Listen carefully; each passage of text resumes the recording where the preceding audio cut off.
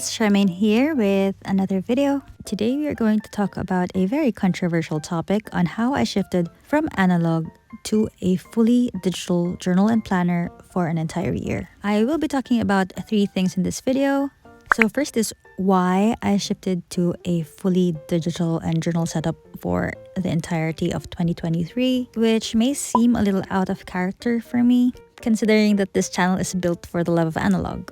And secondly, I'll be sharing with you the apps that I use. So there are a lot of apps out there that you can choose from. I've tried a couple of them and I'm going to share with you what I'm currently using and how this works for my current setup.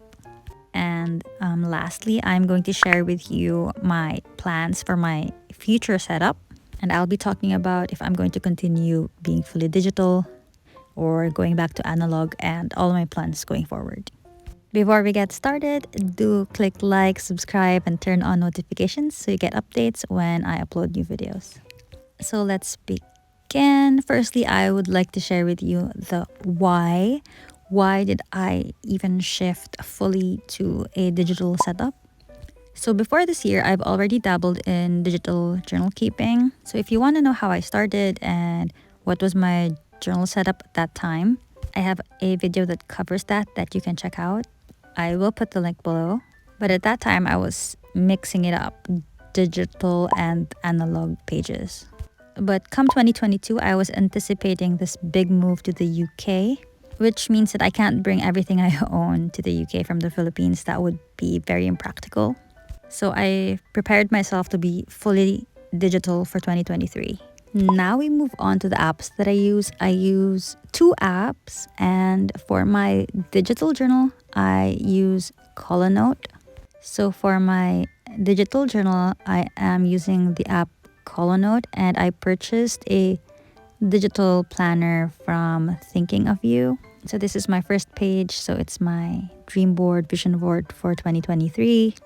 Basically, I use this journal to plan out the year and to also do some memory keeping. So I just love that you can edit, undo, erase things.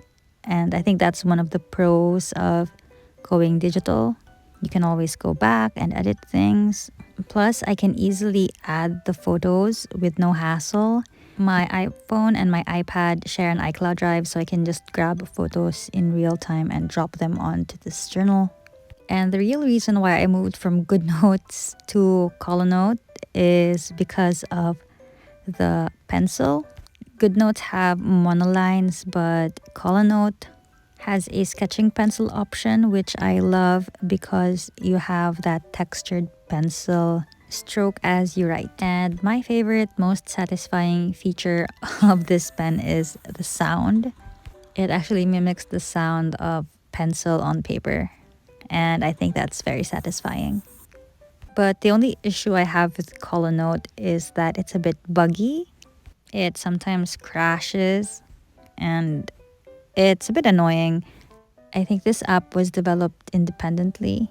When I started using this app, I got it for free. It only had a free feature. It just rolled out a premium feature recently, and I paid 249 Philippine pesos for it. But that didn't bother me too much because I use this app almost daily, and I think I'm getting my money's worth. The next app that has organized my life in some way is Notion. So I use Colonote for memory keeping and basically drafting out plans, but for organizing my life and every other aspect of it, I use Notion. So this is how I organize everything on Notion. I have it in a single dashboard and I've organized it into different categories. But I won't delve into the exact details of everything, but it's not super updated, but it helps me keep on track for the things that I've planned in the long term.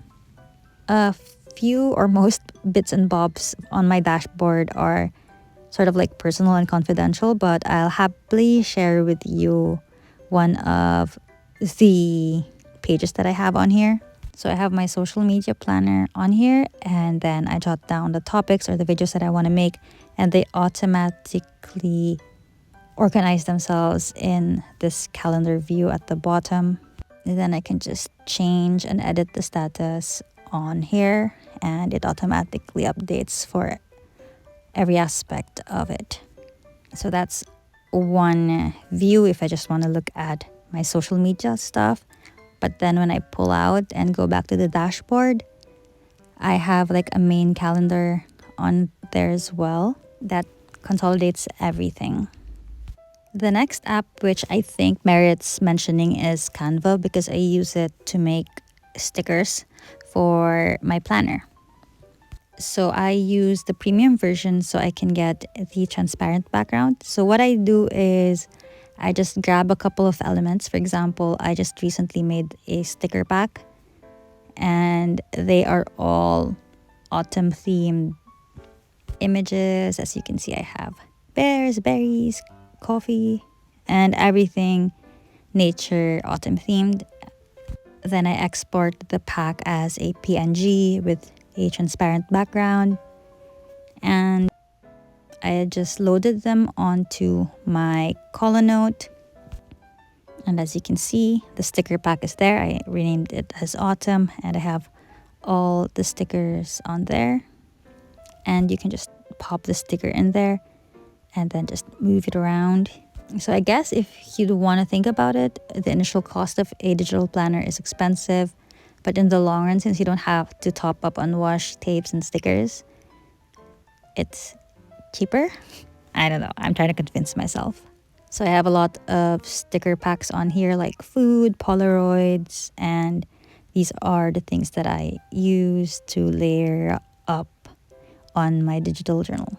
So I guess the $1,000,000 question is, what is my setup going forward? For the foreseeable future, I will be continuing with my digital setup for my planner and my journal. They have served their purpose, and I feel that I am comfortable with this setup for now. But I have plans of going back into analog just to have specific journals for certain things, because the past few months I've actually acquired and accumulated a couple of ephemera from all the traveling and the new places that I've been going to. So the paper stationery loving side of me is not dead, and I will continue to nurture that. This time around, I will do it more mindfully. So I'm sort of like gearing towards starting a commonplace insert, or maybe a foraging insert or something like that. But right now I have a bunch of these things that I need to put in a journal. And I've actually, instead of purchasing a new journal, I just recently made this the other day. So this is an insert. It is in the size of a traveler's notebook. So for the record, I have thrown out all of my traveler's notebook because I had mold issue with them in the Philippines. So I'm literally starting from scratch in terms of my analog paper life. So anyway, guys, that's basically it. Long story short, I am doing a hybrid setup, and I am still obsessed with paper.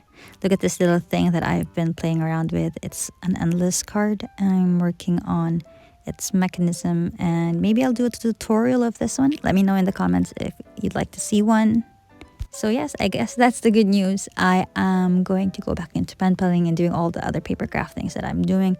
I'm just allowing myself to settle down and not trying to accumulate as much until Arvin and I settle more permanently, because the place we're staying right now is more transient than permanent. For the rest of 2023, I'm going to continue with my fully digital setup. I will start trying to have a feel of how I want my physical journal to be for 2024, but it's definitely a hybrid setup for 2024 for me. Do I recommend that you go digital as well? To be honest, I don't. I went digital out of necessity. I encourage you to try it out if you already have the iPad or the whole setup. The initial financial investment is very steep, and you're not even sure if it's going to work out for you. Because at the end of the day, I was doing my best to have my digital journal pages look like as it would on paper, on physical paper.